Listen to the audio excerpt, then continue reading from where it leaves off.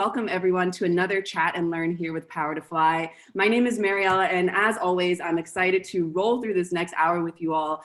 You have submitted some great questions offline. This is a really special topic for me because I consider myself a storyteller, and so I'm really excited to listen to Olivia drop some knowledge, share some tips and tricks, and just so that everyone feels comfortable and we can really maximize this next hour, I want to invite everyone to turn your cameras on. Don't worry if you haven't showered, put your virtual backdrop on. You know, this is a place where we're bringing our full selves. Also no pressure. We understand we're on Zoom calls and on camera all day, so don't feel pressured, but I'm gonna sound like a broken record to invite you to come on camera, turn your cameras on, take yourselves off of mute. I've muted everyone upon entrance just to avoid background noise, but I can't stress enough, I wanna hear from you. If you have any sensitive information and you wanna be kept anonymous, find me in the chat box under Mariella. You can write to me anonymously and I'll flag that to our guest speaker. And then this is being recorded, so if you do share your voice, thank you first. Second, you'll be able to watch yourself on Power to Fly because we are recording live. And last thing I'll say is follow us on social so that you can stay in tune with all the great chats we have coming up. Without further ado, you all are going to see that this hour is going to fly by. So I'm going to pass the mic to our guest speaker, Olivia. I had a chance to speak with her offline, and I'm really excited to learn more with you today. So Olivia, tell us a little bit about yourself, how you came to know about Power to Fly, and what you're excited to share with us today. Yeah, thank you so much, Mariella, and Nicole as well, who is the one who asked me to come in and speak. Thank you both. You're doing great work. And so a little bit about myself. I'm excited that this is such an international group because I'm from Kenya, born and raised. I was just telling Mariella this, that I love I love traveling a lot. And so I've had kind of an interesting journey that has brought me here to Atlanta. So born and raised in Kenya, to a family of 6. I was the last born for 10 years, and so of course I was a daddy's girl. I spent a lot of time with my dad when I was younger, and he really influenced a lot of my thinking back when I was a child. And he used to tell me all the time that he had this huge faith in the things that I would do when I would grow older. And so I guess a lot of my just passion for empowering people to go after bold dreams has been based off the advice that he gave me as a child. And so my journey, right when I was a child, I had this vision that I would travel the world and empower people to do great things. And one of the first things that I did was I applied to an international high school, or rather a pre-college program that was in South Africa. And this school was specifically designed to teach people how to become the next generation of entrepreneurs and leaders. I don't know if you guys have heard of it, but it's called African Leadership Academy. And so that took me to South Africa. And then from there, I got clarity that I wanted to focus on business, right? And narrow in on business and figure out how can I leverage my passion for empowerment within the business field. And so while I was at the school, I applied to Notre Dame. And again, this was another big break. So I got the chance to apply to a scholarship program that had been recently started, and they only took 25 people, and I became one of the 25 people that were selected. But I share this story because I remember that when I was having my interview with the head of this program, he stopped me mid-sentence towards the end of my interview and said to me, "You remind me so much of myself when I was your age." And at the time, I was just a little girl, just a teenager who's sitting there trying to speak about her vision for the world and all these cool things that she wanted to do. And so when he said that, it was very reaffirming, and ended up getting the scholarship and finding my journey to Notre Dame. While I was there, again, did great internship, ton of cool stuff. One being an internship with IBM, and then next an internship with McKinsey and Company. And in my year when I applied, they only selected 5 people, right? So I look back on my journey getting into this high school that had an incredibly low selection rate. They only chose 90 people out of a pool of over 4,000 applicants. And then I look at my journey from this school to Notre Dame, where they only chose 25 people for a full ride scholarship. And then while at Notre Dame, I look at my journey getting into McKinsey, where they only selected 5 people for my internship, for the specific internship that I got that led to a full-time. And I think through what is the things that I did in these interviews that really helped me stand out? And are there things that I can pass on? Because so many of you are going to be applying for very selective programs that you're excited for, but you're also nervous that you're not going to get them, especially given everything that's going on right now with COVID. Like, everything is so much tougher to get into. But at the end of the day, there is going to be that 5% of people that gets selected to every opportunity, right? And I want to teach you a few tips and tricks as to how you can become part of that 5%. And so yeah, a little bit about my spiel. While at McKinsey, I was consultant, and on the side, I got a chance to help the company with its recruiting efforts. So one of the things that I absolutely loved was going back on campuses, be it my alma mater or just other schools, such as HBCUs here in Atlanta, and getting a chance to speak with students and teach them about just consulting and introduce them to the world of management consulting, share with them a few pieces of advice on how they can write strong resumes and how they can prepare for the interviews. And I also had the chance to actually go through students' resumes and decide who gets called in for an interview. So that was one of the things that I absolutely loved, even more than my job as a consultant. And so once I'd worked there for a couple of years, 2 years to be specific, I thought about what my next steps were. And I kept going back to who I was as a child. And I was this huge visionary who had this belief that I could make a huge difference in the world, and I could do that by empowering other people to go after their dreams. And so I decided, why don't I start a company whose sole focus is to do that? And that became my inspiration for Signature Interview Prep, which is what I do today. I run this company, and through my work, through this company, I get the chance to speak to amazing people like yourself, those of you listening, and also just speak with other candidates on a one-on-one basis. We do everything from helping people write strong resumes to crafting strong stories that they can tell in behavioral interviews, and also helping them learn how to perform well in technical type interviews. So I'll be leveraging all of these experiences, my own experiences in interviewing, as well as my experiences coaching candidates while I was a consultant and now as a full-time career consultant, to share some of my responses to the questions you submitted. All the questions submitted are excellent. I had good chances to review them, very thought-provoking. I had to even take a step back for some of them and really think through them. So I really appreciate it. And I hope we get to go through, I think Mariella said we probably will not go through all of them, but if I don't get through your question, please feel free to, and I'll provide you thoughts to the questions that you sent in. Absolutely. Thank you so much, Olivia. And I'm so excited to learn more about you. You've already shared so much about your journey. Thank you upfront for being, willing and able to share your perspective and your journey so that we can hear, more visions, more voices from a global perspective as well. So as Olivia has mentioned, you all have submitted some great questions offline. We're going to take these questions one by one. But first, I just want to let you all know where you're calling from today so that we can see that these are, some questions that we consider to be kind of globally impactful, since we are calling from all over. So I'm calling from Argentina. I'm just going to shout you out in the chat box. If you haven't written already, go ahead and do that. So we've got Kansas, California, Los Angeles, Pennsylvania, Nairobi, Cleveland, Ohio, Austin, Texas, Connecticut, Philly, Denver, Virginia, Buenos Aires, New York, Charleston, Arizona, Indiana, Chicago, South Florida. Awesome. So we are deciding to be here for the hour, so I can't stress enough that I want you all to maximize this time. Olivia was impressed with how many people were turning their cameras on, and I just really can't thank you all enough. Times are crazy in the world. Again, doesn't matter if you haven't showered today. We want to hear from you. So I'm going to sound like a broken record by the end of this chat, and I'm always going to invite you to come off of mute, to turn your cameras on. What's up, Danielle, Nancy, Kay, Jennifer, Mimi, Devnay, Trish, Liz, Leah, Madison? I see y'all. Thank you for turning your cameras on. We're going to take these questions one by one. If you see your question come up on the screen and you want to chime in, feel free to do so. If this is not your question, you had a dream last night, you want to comment on it, whatever, write in the chat box, come off of mute. We want to hear from you. So Olivia, let's take this first question here. What are some questions I could ask myself to help brainstorm an effective story? Any suggestions for remembering which stories to tell when preparing for an interview or for a virtual networking event? Yeah, excellent question. Thank you to whoever submitted that. So I love this question. And the interesting thing is I did get a chance to speak to one of the most successful startup CEOs here in Atlanta. And I asked him this question. I said to him, you've interviewed so many candidates over the last 4 years. What do you feel is the most important thing in terms of the stories that people tell you during interviews?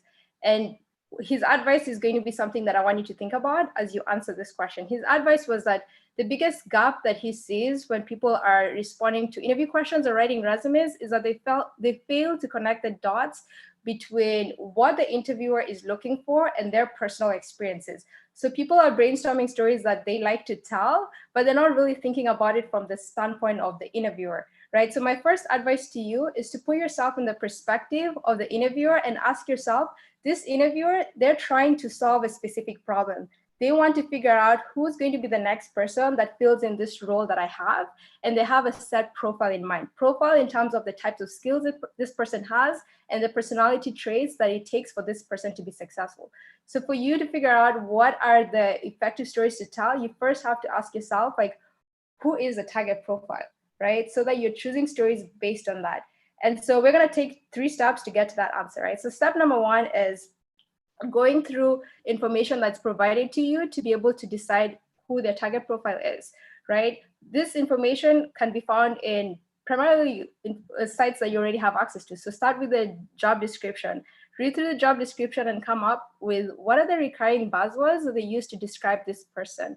Are they saying things like they're looking for somebody with great project management skills, or are they saying they're looking for somebody who has a creative mindset? Right? Every job is going to be different. If you're applying for a job in tech, it's going to be different than a job in consulting. So look through the job description, also go on the website and look through the careers tab, and so that you can find the specific section where they say this is what you need to know when you're applying. I'm always surprised to see that people are not going to this, like they're not doing the steps of research before preparing the stories.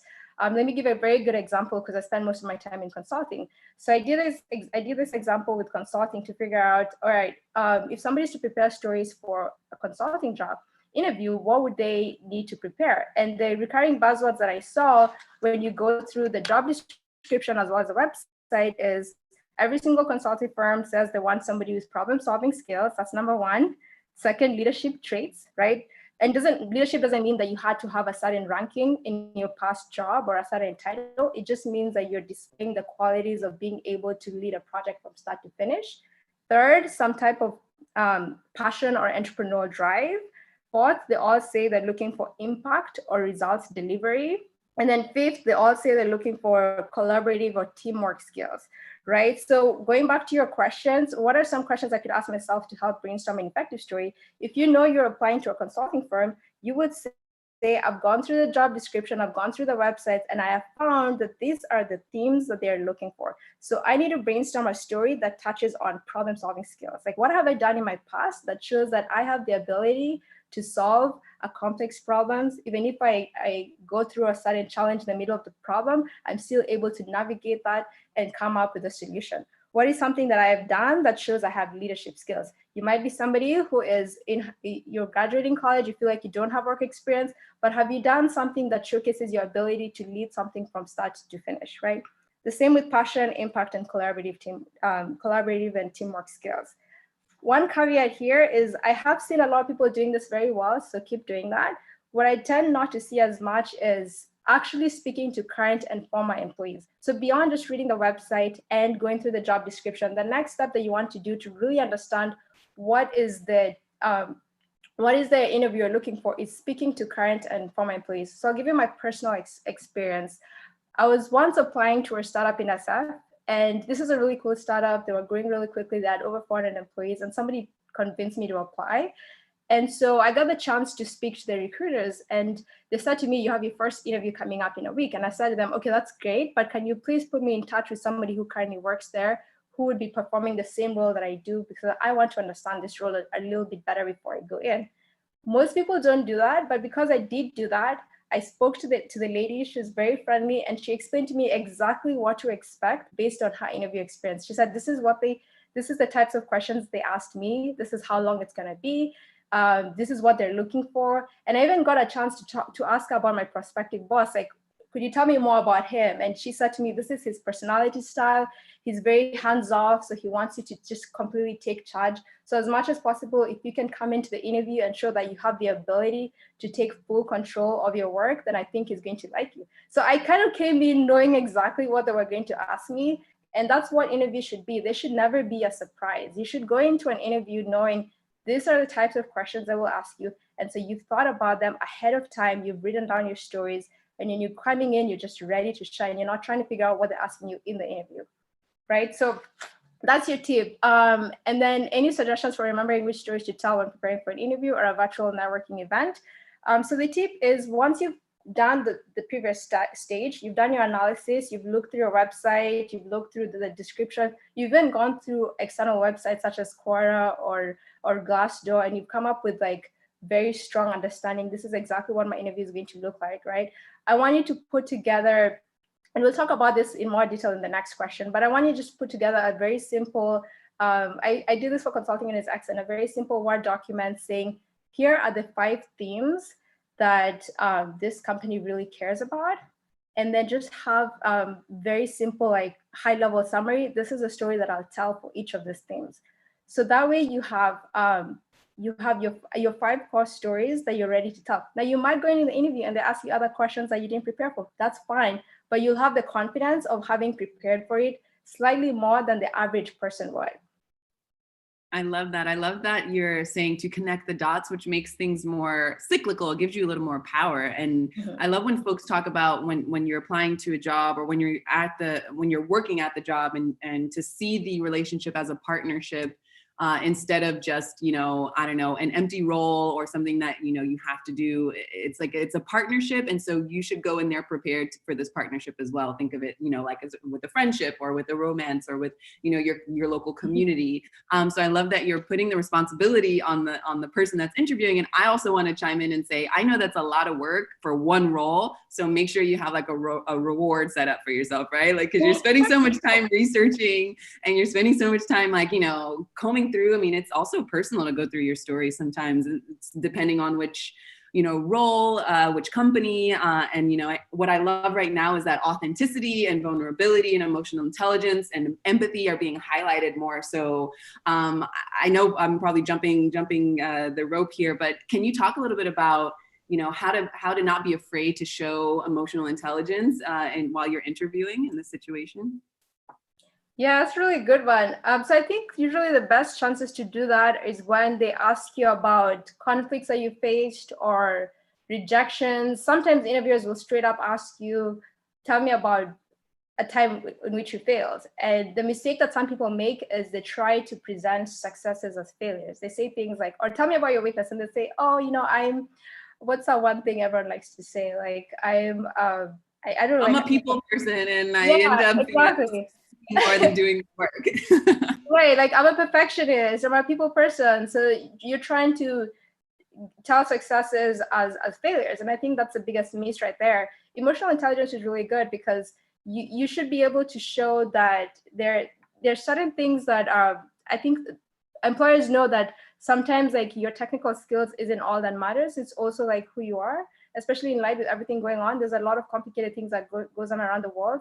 And for you to be able to excel to the next stage of being a manager or being a partner or whatever it is, whatever the title is in your target organization, you're going to go beyond having technical skills to having emotional intelligence and showcasing times in your life when you actually had a struggle or a failure and you were able to navigate that and come out at the end with a lesson and be able to say, this is what I've learned from it, or this is how my relationship with my boss got better, even though I started off with a rocky start. Like that usually helps kind of show you as more of a human and not just like a robot who's like executing on the work that they've been provided. Absolutely. And again, I say not to be afraid of it because there's this stigma that, it's taboo to talk about those kinds of things, or, maybe they do want, a robot essentially to do everything and to leave the emotion out or leave the emotional intelligence at least out. So, but I think that now more leaders are challenging themselves, hopefully more and more. We still have so much, room to grow, but challenging themselves to leave space for that kind of conversation. With that said, let's move on to the next question here. Is there a recommended or suggested number of stories one should have ready? Yeah, it's a great question. And so the short answer is that it's going to vary based on the specific company you're applying to and the interview format. I'll give you an example. I've had people who are just doing a 15-minute coffee chat type conversation before deciding they can go to the next round.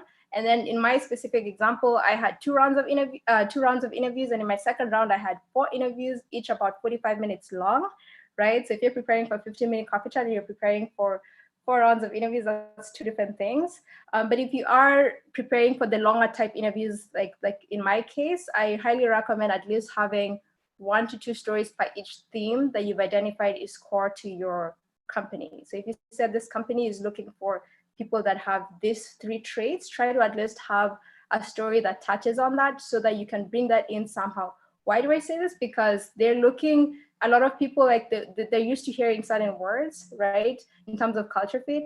And so if you can tell a story that brings in those types of buzzwords that we described earlier, they're probably gonna think that you'd make for a good fit in that company. But yes, short answer is this is going to vary based on where you're applying. Awesome. Thank you for that, Olivia. And we have Trish here who's written in the chat box that she had a Google panel interview where the recruiter asked her to prepare 3 to 5 stories for 20 different questions.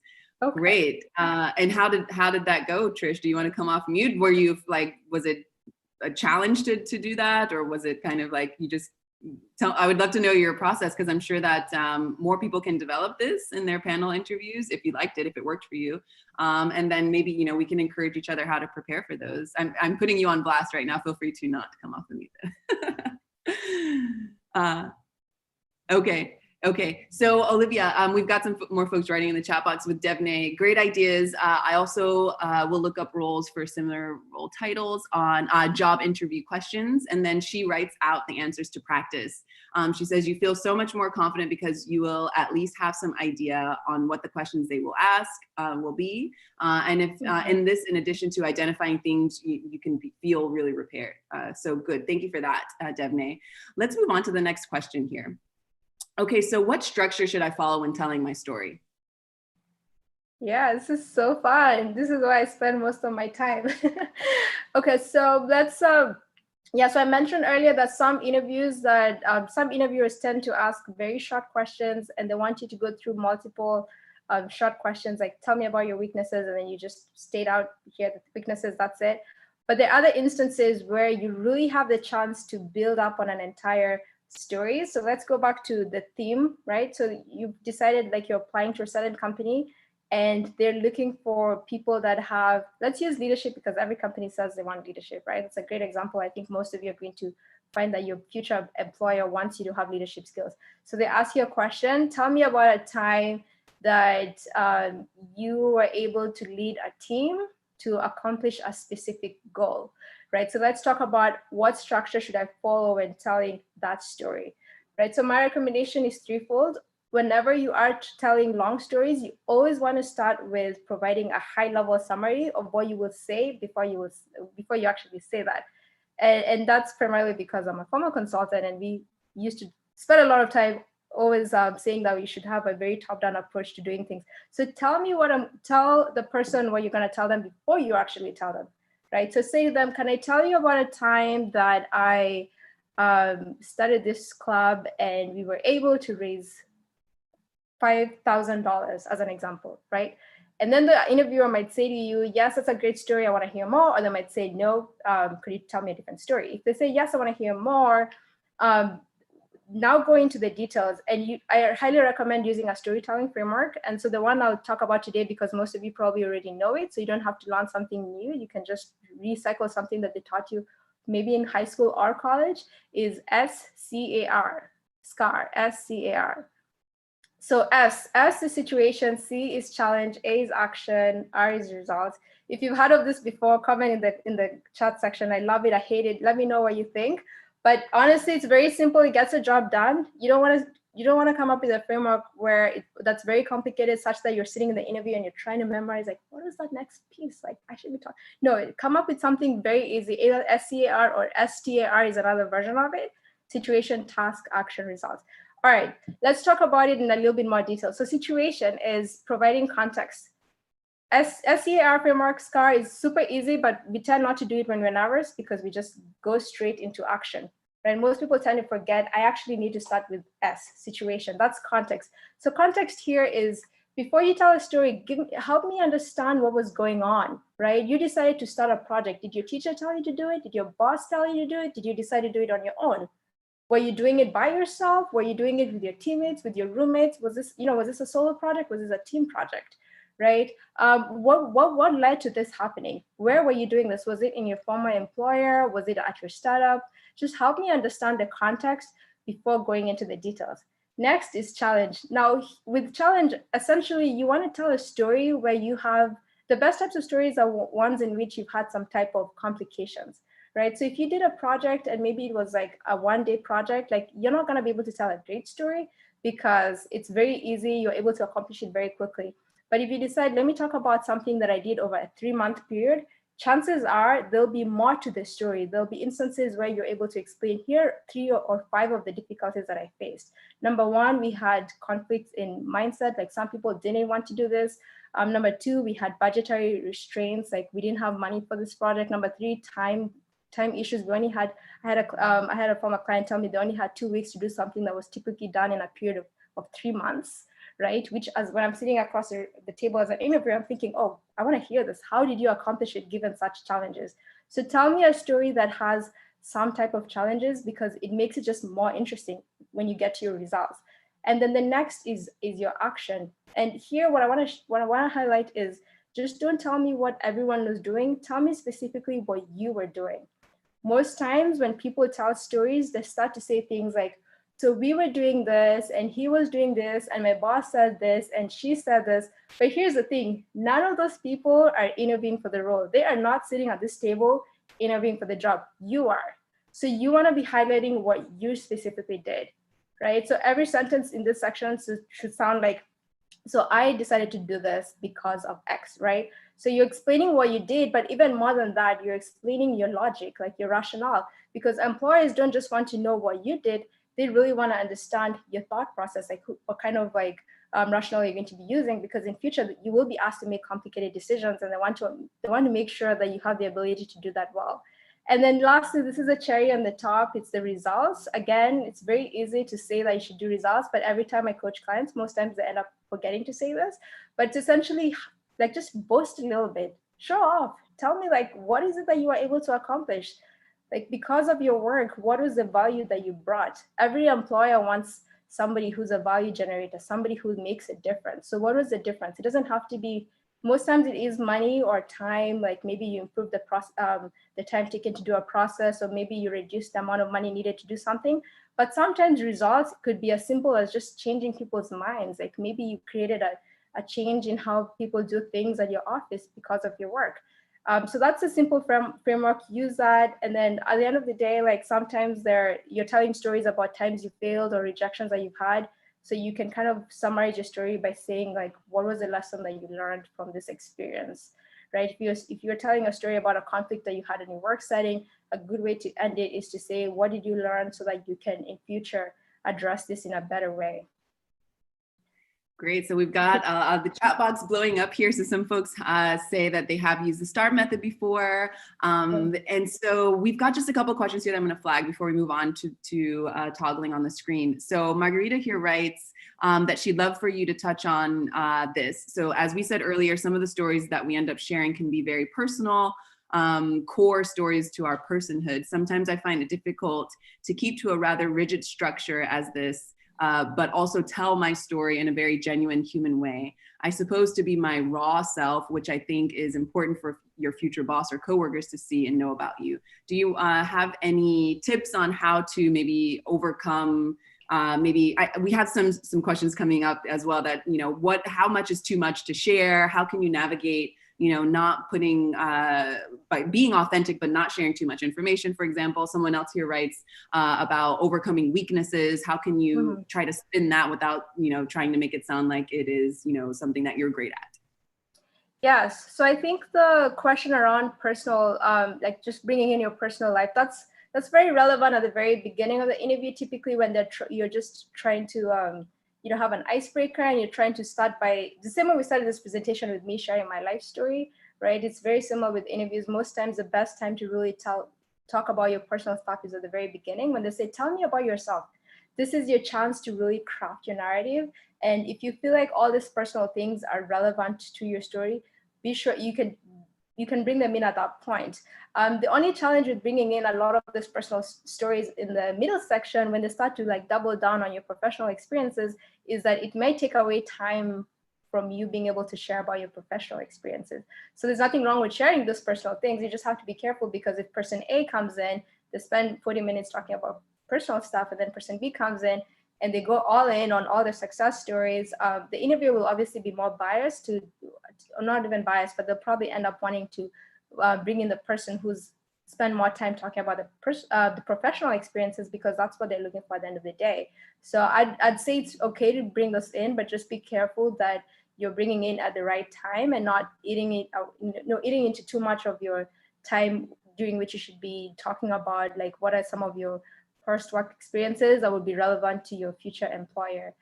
And I forget what your second question was. So just how to be human and genuine about it, to still be your raw self when sharing that personal story in the beginning. Yeah, no, I think that I think that you just always find a way to connect the dots between things that you feel very personal to you and how they influence your work. So if there's something that's it's very personal, but it's not necessarily tied to your narrative, like you might want to leave that out and focus on something else that's tied to your narrative, right? So like if there's so much stuff going on in my personal life, but I don't talk about all of that because maybe it's not relevant to you at this exact moment. But if I'm talking to my close friend, it might be relevant to them.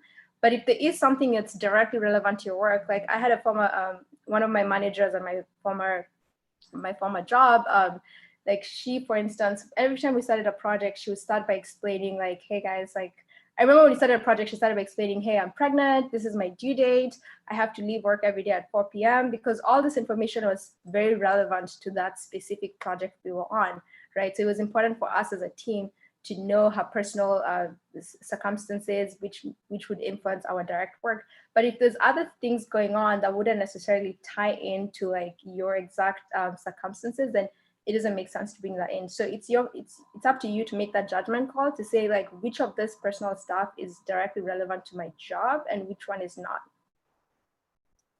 Great. And then another great question here, does using the word I too much lead the interviewer to believe that you are not a team player? So the balance with like, ego and yeah. I mean, a lot of people even like speaking here on these chats, it's like what you've got going on in your life is something to be shared. I mean, if you like doing it essentially. So I think if we look at it from that perspective as well, it's like, this is me, this is what I represent, this is what I love to do. There's no qualms with you celebrating that essentially. Olivia, what do you have to say about that? Yeah, I don't think it's a problem, especially during so we talked about the STAR or SCAR framework, right? So when you talk about the context and the challenges, that's when you're talking about the team setting, what was going on with your clients, what was going on with the team. Even in the results section, you can talk about more in a team setting, as a team we're able to accomplish this.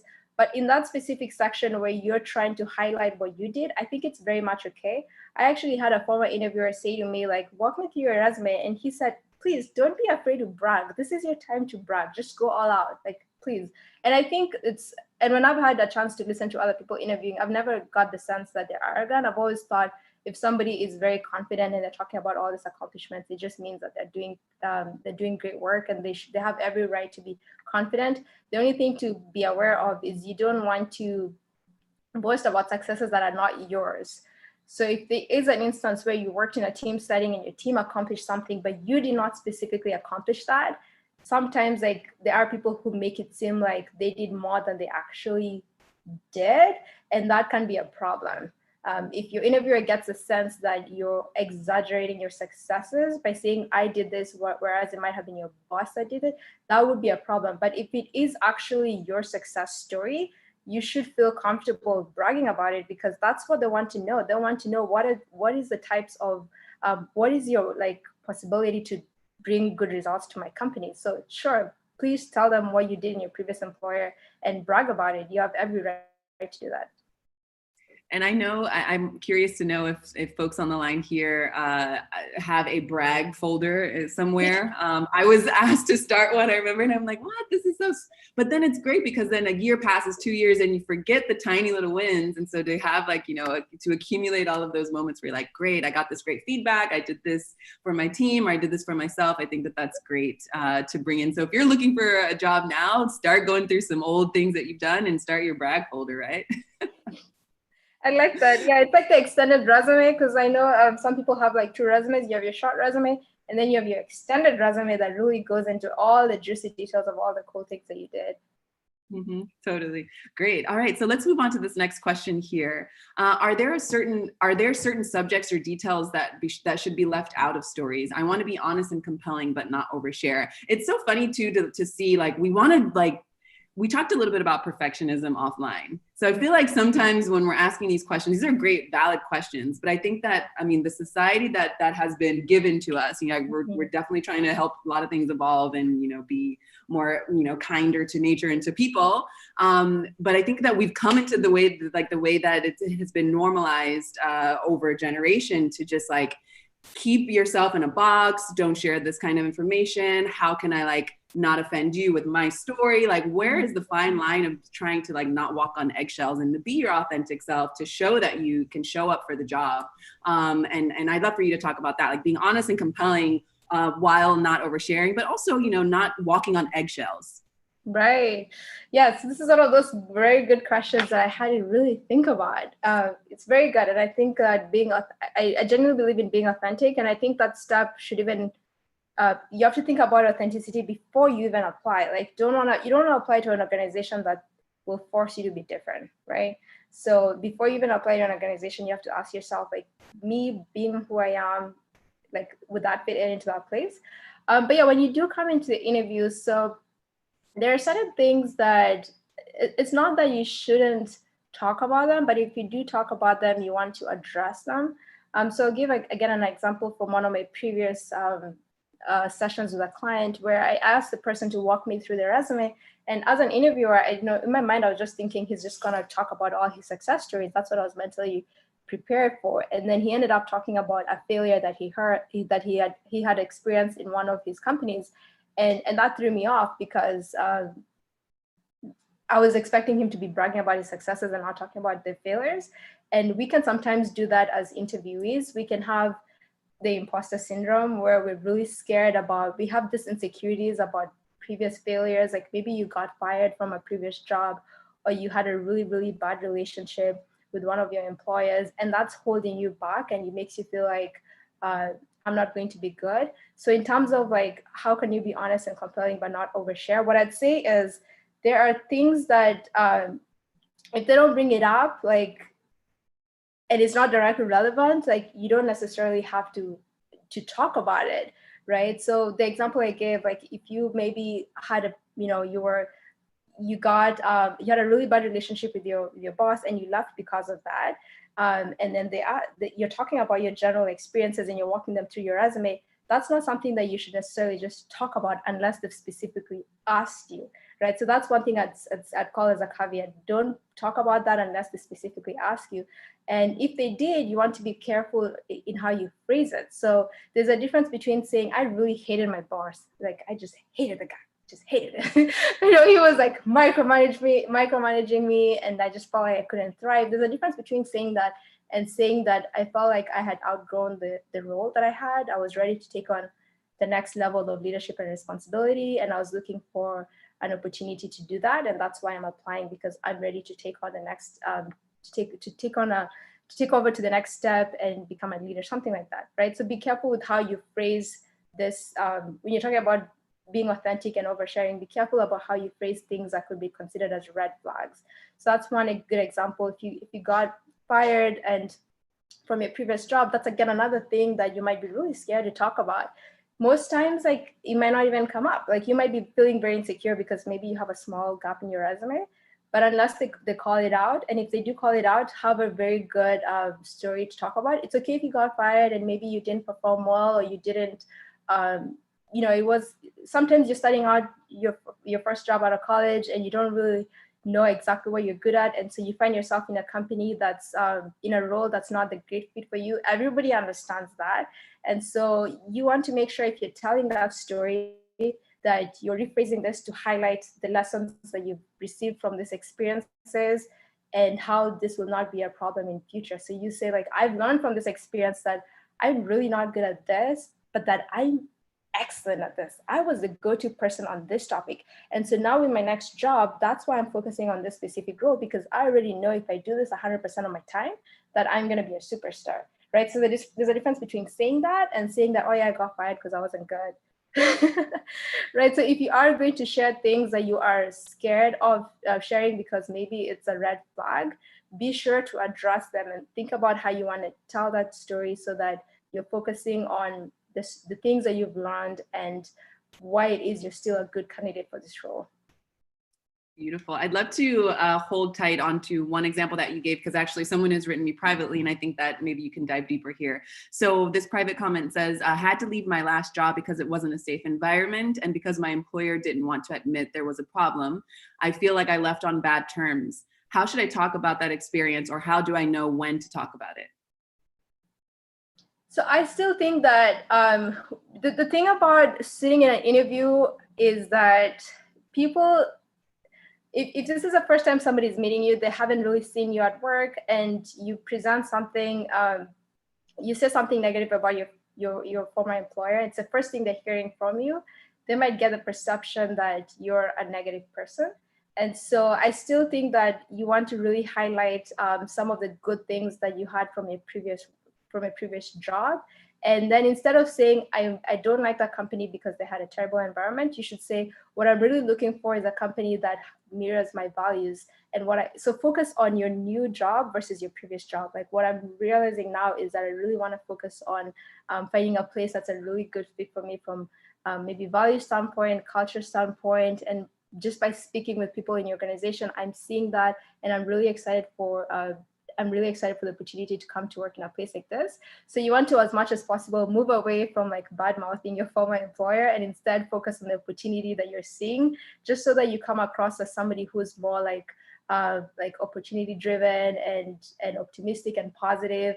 Because it can be a thin line. Like, maybe you do talk about your former employer and they agree with you, but there are instances where you just never know, they might perceive it as you being a negative Nancy, and you have to be careful about that, right? So you just have to be careful, and instead, as much as possible, focus on the positive things of moving on to your next job. And I wonder, is there a way to flip this story into a question to protect yourself, not to attack anyone or to badmouth anyone, but just to make sure that you don't walk into another situation where an employer, doesn't know when a situation is, safe or not? Like, how can I understand what you're saying, to make sure this is where I want to go, so you focused on that. But is there something for this person now, is there a question to kind of, I guess, because also the stories that we ask when we're given a chance, that's a part of our story as well, right? That's a part of seeing how, like, what's important to us, right? And how we find value in how we're building this partnership as employer-employee. Can you talk a little bit about that? I don't know, I'm just thinking of it now. Is there a way to ask to protect yourself and not necessarily to badmouth a previous employer that couldn't tell when a situation was bad, but just to make sure the person doesn't walk into a situation like that again? Oh, so is the question, are you saying, what can you ask your future employer about their values and is that what you're saying? So yeah. That's a great question, but I don't think that's a question to ask in your first interview. That's a question that you ask before your first interview when you're networking, because when you're coming into the interview, this is your chance to really double down on, like, I'm a great candidate. So the assumption is that you've done that pre-work. Right. So before, I think we talked a little bit about this, like, before you even go into your first interview, you want to make sure that you're doing your due diligence. If this is a company that you really like, you consider it a top choice, and you could really see yourself committing to this company for the next couple of years, then you want to make sure you're speaking not just to current employees, but to former employees. And that would be the perfect person to ask that question. Because current employees still have to talk well of their company, and because they're representatives of the company, so they're going to tell you all the flowery things. They're not going to go into details about all the bad things. So talk to somebody who's left. Leverage LinkedIn and see, can you find somebody who worked in this company and has left? And if you can find somebody who maybe you have something in common with them, they might be more inclined to talk to you. And then have that conversation, and then ask them the good stuff. And that's where you'll find out everything you need to know about how a company truly is. It's former employees. They have no reason to not be honest with you. They have no incentives. They're not applying there. They don't represent the company. So that would be the person to ask. But you can also ask in the networking stages. You can definitely ask recruiters, ask current employees, just get a sense of, like, how do they talk about the company, and then specifically ask them the question, like, what do you like and what don't you like? Most current employees will find a very political way of answering that question, but just try to read between the lines. They're not going to tell you that I hate my boss, but they might say, like, well, yeah, sometimes, so it's kind of your job to also just read between the lines, because they're not going to just flat out say, this is what I hate, but they might find a way to phrase it so that you get a sense of, this might not be as good. Absolutely. Absolutely. All right, folks. So we've got about 15 minutes left. I just want to flag everyone and let everyone know. So if anyone wants to hop off of mute and ask a question, I see we've got some questions in the chat box I'm going to get to in a minute, but I want to give you a chance to hop off of mute, anyone. So feel free to do so. Usually this works. I'll pour a glass of water and I'll pause so that you can be courageous and come off of mute. Olivia, you got some water? Let's I got my drink. tea. Hold on, I'm off of mute. Take goodbye. Go for it. Go for it. Oh, you don't want to? Okay. That's, you tricked me. I'll go. I'm Trish. Go for it, Trish. Hello. Hi. So I feel like I judge these stories that I come up with, right? Like somebody suggested I come up with all the roles I've ever had and find times when I felt like I was at my best self and sort of start there and then figure out what stories craft to which values and skills. But when I would look at the stuff that's really easy to me, I feel like it's not an interesting story, or maybe it just says like, I don't know. I can't quite figure out how to,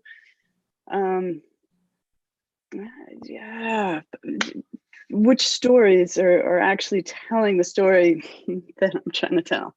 It's a question. How to spice things up.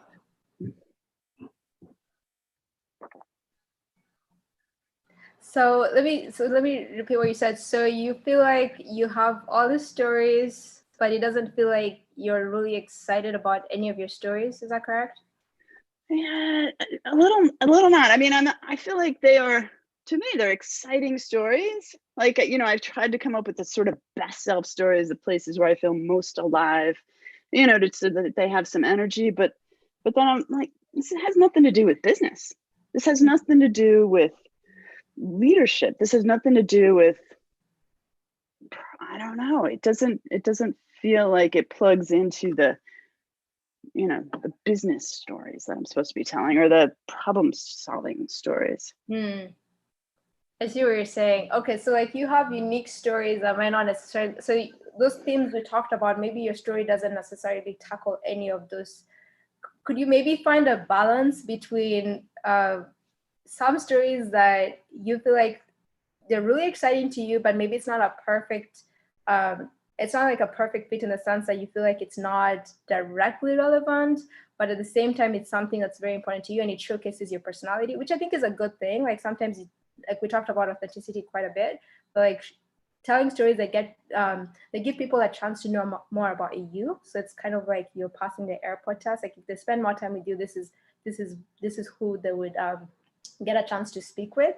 But at the same time, like I think it's important to have that right balance so that you are still telling some stories that directly showcase that you have the ability to do this. So if I don't know what jobs you're applying to, but if they're hiring you to do a certain job that requires a certain level of skill, and you tell all these interesting stories, they'll come up to the conclusion like, yeah, Trish is awesome. I want to hang out with Trish. I want to grab coffee with her.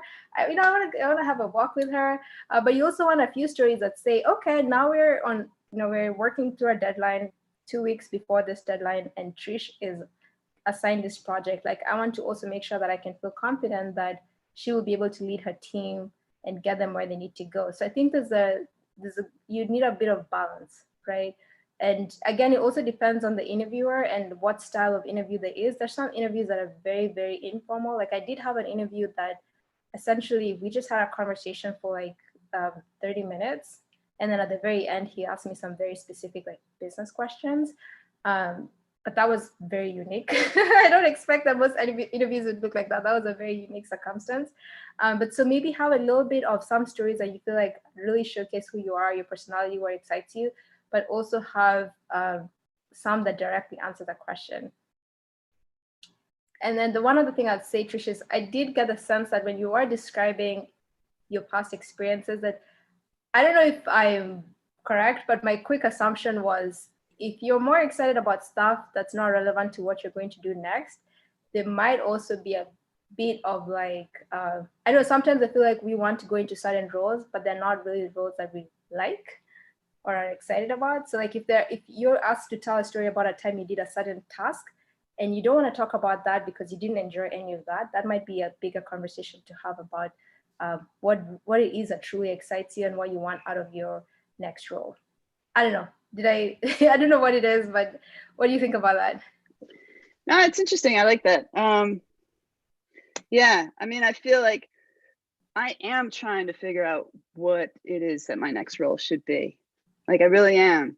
And I have, you know, I was an engineer for 15 years, and I've been running an entirely different sort of business for 15 years that, and I'd like to pivot back to engineering in some capacity. And so there's a part of me that's like, you know, tech, sure, but also I've had a lot of customer facing experience. And so I'm trying to find a combination of those two. And I've not done any of those roles before. Right. So I'm trying to work it out in some sense. So yeah. Yeah, that's excellent, like, reflection. I think it might just help to spend a little bit more time with that personal reflection and speaking to other people who've done a pivot.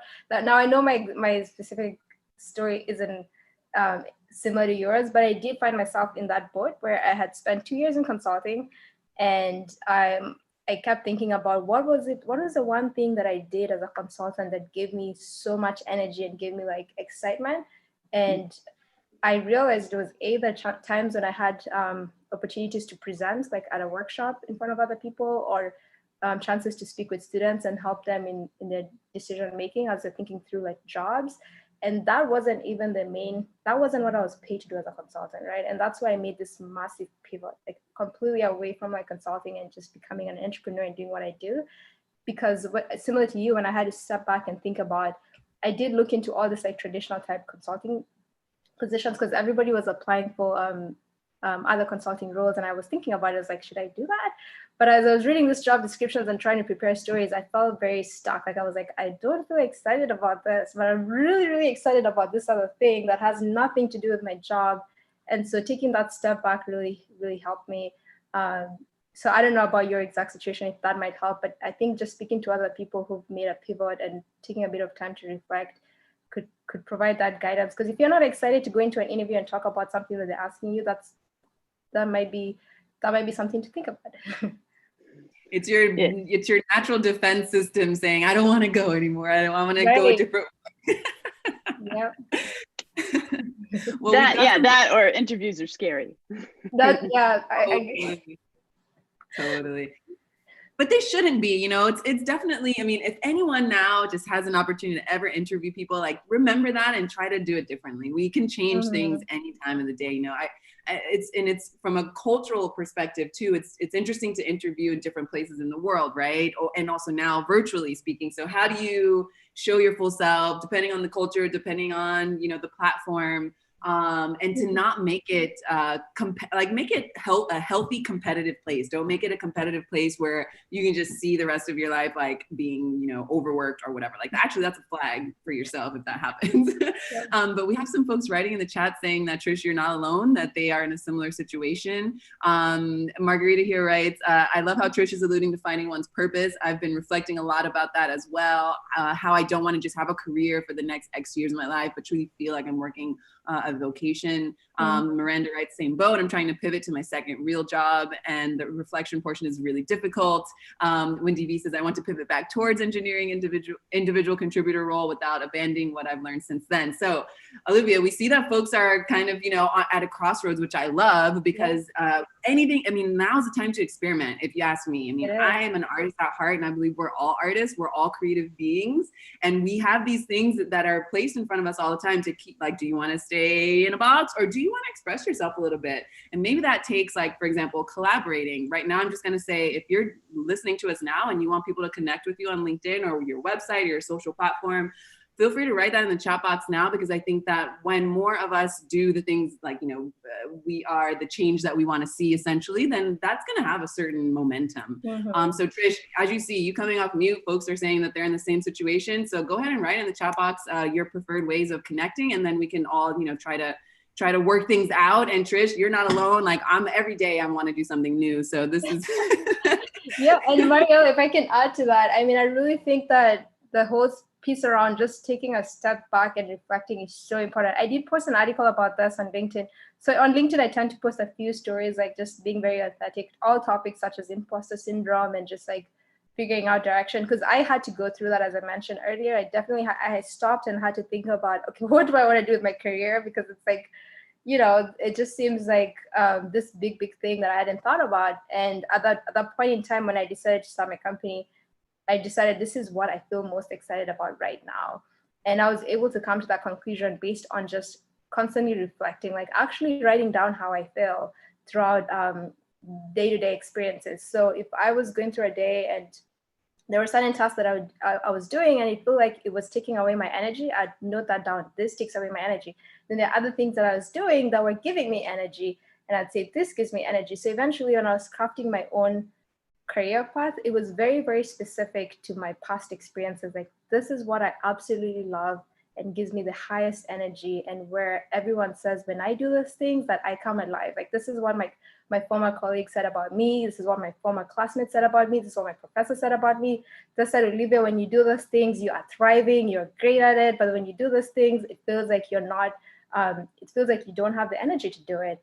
And so it's really important. It's scary because we all feel like we have to rush to the next step. Like, people are doing all kinds of crazy things. You go on LinkedIn and there's always like, you know, all this brags about accomplishments, 30 under 30, 40 under 40, God knows what's next. Like, there's just so many accomplishments out there on LinkedIn. It can be so intimidating, but it's so important to just take a step back and focus on you and not try to compete against the world and try to meet an accomplishment within a certain stage. Just focus on you and what gives you energy.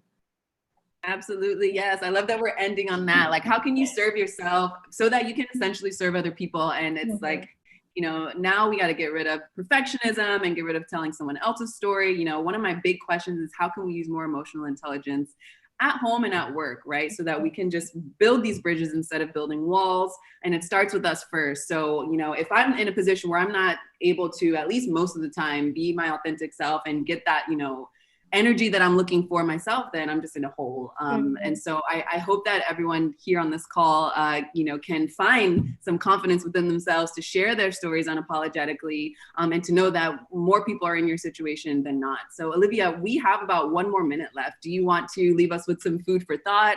Let us know how we can connect with you once we finish this chat and learn. And then also, I just want to flag for our live callers, Nicole here has written in the chat box, the LinkedIn doc. So you can go ahead and drop your LinkedIns there in that doc, and we will all be connecting offline. So Olivia, I'll pass the mic to you. Thank you so much for being with us today, by the way. Yes, thank you so much for having me here. I really had a good time answering your questions. Very good, thought-provoking questions. And I love that. I love that about my job, that it's always challenging me to think about new things. So the only other thing I'd leave you with, we didn't talk about this too much, but yeah, don't be afraid to just leverage tools like LinkedIn, especially now with everything going on. I have seen a lot of people come together and say, I want to support you. So many people are just really excited to support each other, because we're all going through this together. So if you feel like you're currently job searching and you're thinking it's in the middle of a pandemic, what does that mean for me? Don't be afraid to reach out to people for help. I can be very stubborn and not want to ask for help, but don't be afraid to ask for help. Reach out to people in your network. And yes, and then also take time to recharge as well. But yes, thank you so much for having me. Please connect with me on LinkedIn. I believe my LinkedIn was sent over, but it's Olivia Barnard. My website is Signature Interview Prep. So if you are looking for one-on-one coaching, interview prep resumes, you can find me there. Or if you want me to speak at a future event, you can also find me there. Thank you so much. Yes. Thank you so much, Olivia. You are awesome. You're fantastic. And thank you everyone for joining us for this past hour. Enjoy the rest of your weekend. Bye. Yeah. Bye-bye.